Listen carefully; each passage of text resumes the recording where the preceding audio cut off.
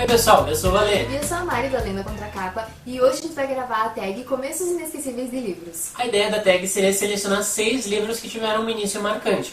Mas como a gente está em 2, a gente acha que se a gente fosse escolher 6 livros cada um, essa tag ia ficar muito longa. Então a gente dividiu, cada um vai falar sobre 3 livros e mais uma menção honrosa que não poderia ficar de fora. E na hora que a gente escolheu esses livros, a gente fez questão de tirar das nossas escolhas esses começos de livros que todo mundo sabe que são grandes aberturas da literatura mundial, como o Grande Gatsby ou a Metamorfose. E a gente resolveu escolher começos que foram marcantes para nós por alguma razão, até mesmo independente do quão marcantes vieram a ser os livros, né? A gente tá falando mesmo dos começos, das aberturas. E outro detalhe também, a gente optou por não colocar em ordem, né? Porque já foi difícil escolher os livros que a gente ia falar, então se tivesse escolher primeiro, segundo lugar, ia dar muito trabalho. Então não, são os livros que a gente acha que tem um começo marcante e é sobre eles que a gente vai falar agora. E o primeiro livro que eu vou mostrar é A Irmãzinha, do Raymond Chandler. Na porta de vidro rugoso está gravado com tinta preta descascada, Philip Marlowe Investigações. É uma porta bastante surrada ao final de um corredor bastante surrado, do tipo de prédio que era novo lá pelo ano em que o banheiro inteiramente de azulejo se tornou a base da civilização. A porta está trancada, mas ao lado dela há outra com a mesma inscrição que não está trancada. Entre, não há ninguém aqui além de mim e uma mosca varejeira. Eu gosto dessa abertura porque eu acho que de todos os romances do Raymond Chandler, que são todos protagonizados pelo Marlowe, eu acho que essa é a abertura que mais transmite a essência desse personagem. Eu acho que ela é muito Philip Marlowe.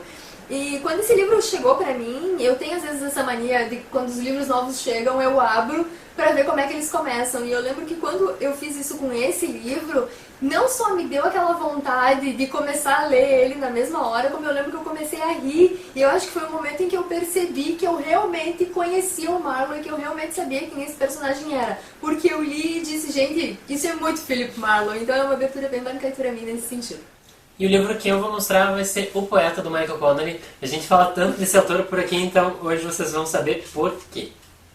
A morte é o meu negócio. É dela que eu vivo. Construo minha reputação profissional a partir dela. Trato-a com a paixão e a precisão de um agente funerário. Sombrio e solidário quando estou ao lado dos que sofrem. Um artesão habilidoso quando estou sozinho. Sempre achei que o segredo para lidar com ela fosse mantê-la a uma distância apropriada. É a regra. Não a deixe bafejar em seu rosto. Então, quando a gente pensou em gravar essa tag, logo me surgiu à mente o início desse livro. Eu não lembrava exatamente como ele começava, mas eu lembrava que era um início bem marcante. E eu acho que ele já mostra essa personalidade do protagonista, do Jack McVoy.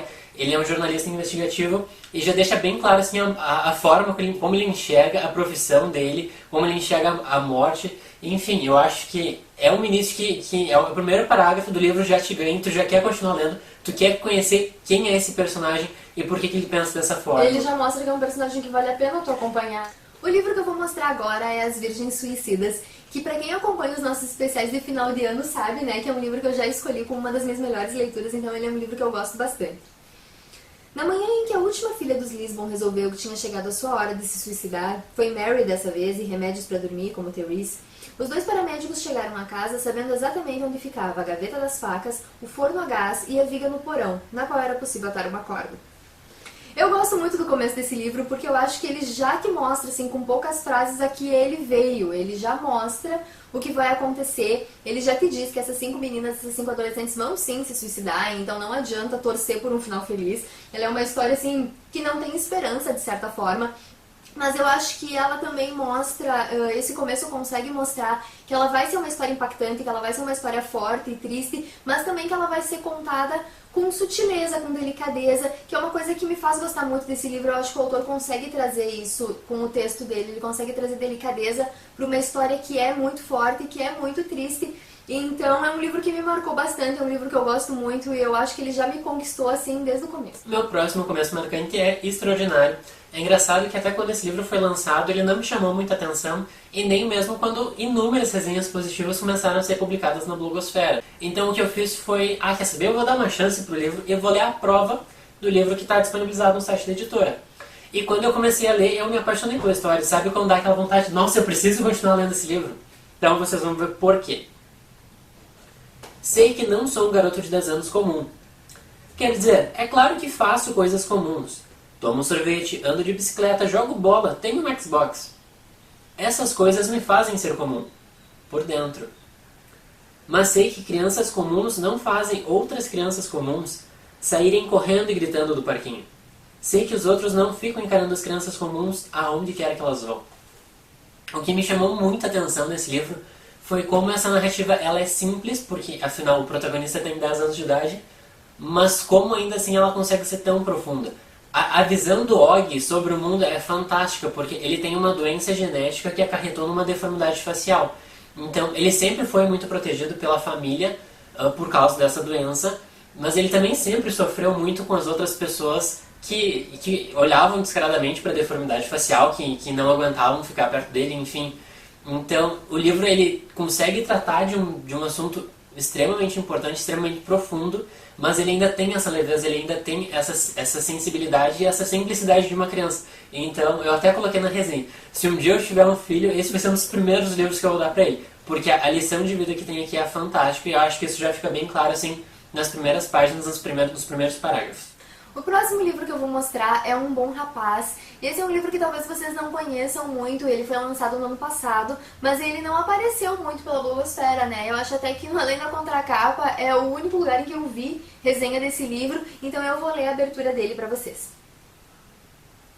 Com o tempo a gente se esquece das caras, você diz a si mesmo, dos nomes, das razões, a gente se esquece dos motivos. Com o tempo, você diz, a gente perde os detalhes, os descarta. Você caminha entre as pessoas pelo Franca-Hall cada vez mais devagar. A gente esquece o que, o quando, com quem. Você avança à deriva, como se estivesse pirado. Por que desviou o olhar? Para que tanto medo? Você é só uma velha amiga. O passado, você diz a si mesmo. Esse livro foi um livro que, quando eu li a sinopse dele, é um caso parecido com o que o Ale falou antes sobre Extraordinário. Quando eu li a sinopse dele, ele não me chamou muito a atenção. Ele foi aquele tipo de livro que pode ser interessante e pode não acrescentar nada. E, por sorte, eu vi que a editora tinha disponibilizado a prova e, inclusive, aqui fica o nosso comentário, né? Editoras, disponibilizem as provas dos seus livros, acho que isso também deve acontecer com muita gente, né? Tá na dúvida se lê ou se não lê, e a prova é a melhor coisa pra tirar dúvida. Porque tem livros que têm premissas super interessantes, mas que quando tu vai ler a prova, tu vê que é um livro que tu não vai gostar. E também tem outros que acontece o caso contrário, né? O livro não parece ser tão significativo, mas o início dele já te cativa muito e te faz querer ler. Então eu acho que é a melhor coisa, né? Para evitar leituras enganosas, aquela leitura que tu acha que vai ser uma coisa e que acaba sendo outra. Resolve o problema de vez, né? E no caso desse livro, ele tem uma narrativa que é muito peculiar.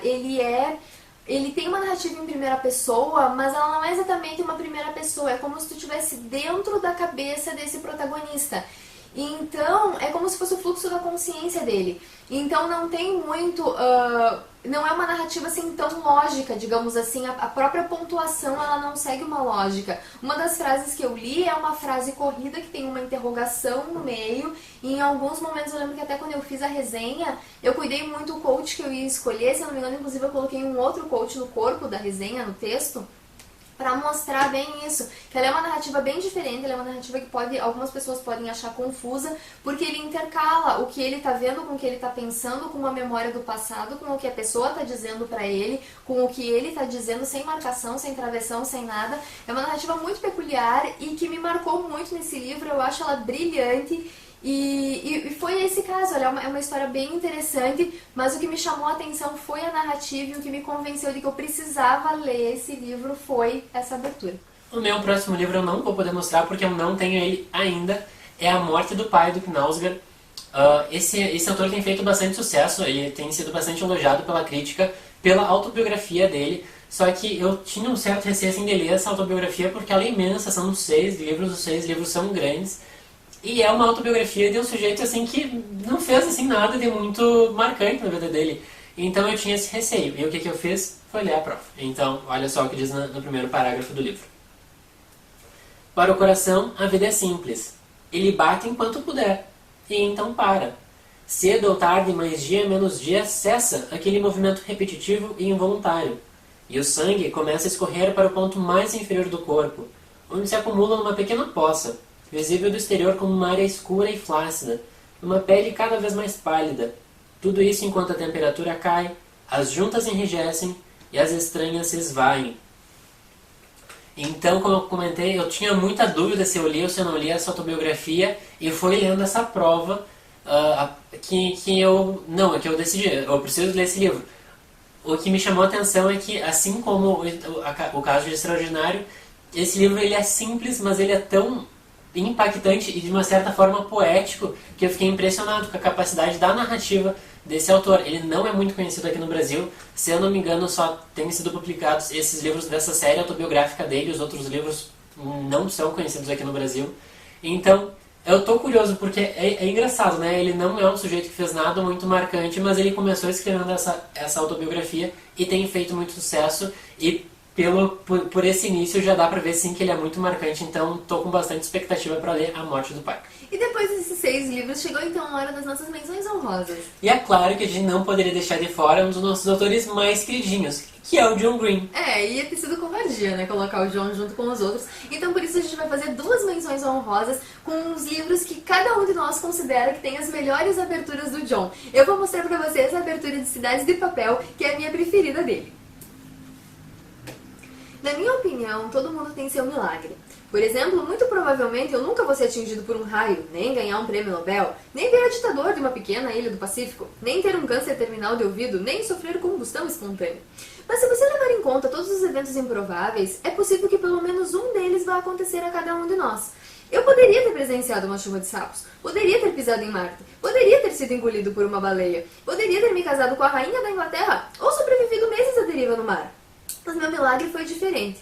Meu milagre foi o seguinte: de todas as casas, em todos os condados, em toda a Flórida, eu era vizinho de Margot Roth Spiegelman. E o livro que eu escolhi foi A Culpa das Estrelas, que curiosamente também não é o meu livro preferido do John. Na verdade, eu ainda não sei qual que é, eu fico em dúvida entre Cidade de Papel e Quem é Você, Alaska. Mas dos inícios, eu acho que A Culpa das Estrelas tem sim um início mais marcante, então eu vou ler agora. Faltando pouco tempo para eu completar meu 17º ano de vida, minha mãe resolveu que eu estava deprimida. Provavelmente porque quase nunca saía de casa, passava horas na cama, lia o mesmo livro várias vezes, raramente comia e dedicava grande parte do meu abundante tempo livre pensando na morte. Sempre que você lê um folheto, uma página na internet ou sei lá o que mais sobre câncer, a depressão aparece na lista dos efeitos colaterais. Só que na verdade ela não é um efeito colateral do câncer, é um efeito colateral de se estar morrendo. Acho que o John sabe escrever inícios como ninguém, né? E eu acho que os 2 inícios, eles já deixam bem claro esse estilo do John, né? O quanto ele consegue ser divertido no Cidades de Papel, um pouco mais, né? No começo de Cidades de Papel. Quanto ele consegue ser divertido, mas também como tem uma profundidade ali, né?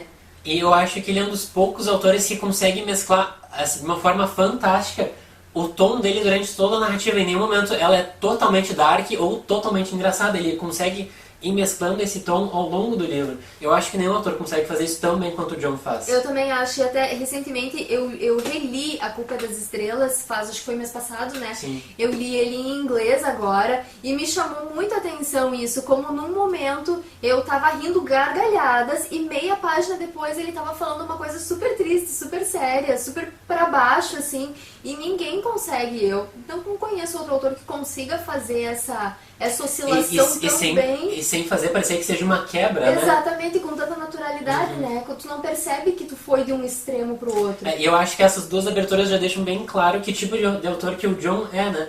Ele tem essa capacidade fantástica de abordar vários temas, ser leve e ser engraçado, mas abordar temas profundos. Então, enfim, acho que é tudo que o leitor pode querer. Eu acho que essas 2 aberturas e, na verdade, todas as outras aberturas que a gente escolheu, né, pra ilustrar esse vídeo, são aberturas que já te mostram exatamente o tipo de livro que tu vai encontrar dali pra frente. O que esperar do livro. Exatamente, o que esperar. Hora dos personagens, hora do tom da narrativa. Então eu acho que uma boa abertura tem que ser exatamente isso. Pessoalmente, eu considero que uma boa abertura é aquela abertura que me deixa com curiosidade pra continuar lendo, que eu não quero largar aquele livro. Isso pra mim é o que eu considero uma boa abertura. E que não te engana. E que não engana. Mas é bem comum, se eu tô em dúvida se eu leio ou se eu não leio um livro, eu vou ler a prova. E se a abertura é boa, é muito provável que eu decida ler aquele livro. Bom, pessoal, então era isso. A gente espera que vocês tenham gostado dessa tag, porque a gente se divertiu muito gravando ela. Foi divertido reencontrar esses livros, né? Que foram livros que nos marcaram de uma forma ou de outra. E reler esses trechinhos, mesmo que curtos. Mas o difícil nesse vídeo foi escolher tão poucos livros, né? Pra ilustrar essa tag. Então comentem, digam o que vocês acharam das nossas escolhas. E também comentem quais são os inícios preferidos de vocês. E como sempre, não se esqueçam de se inscrever no nosso canal no YouTube. É isso, pessoal. Até a próxima. Até!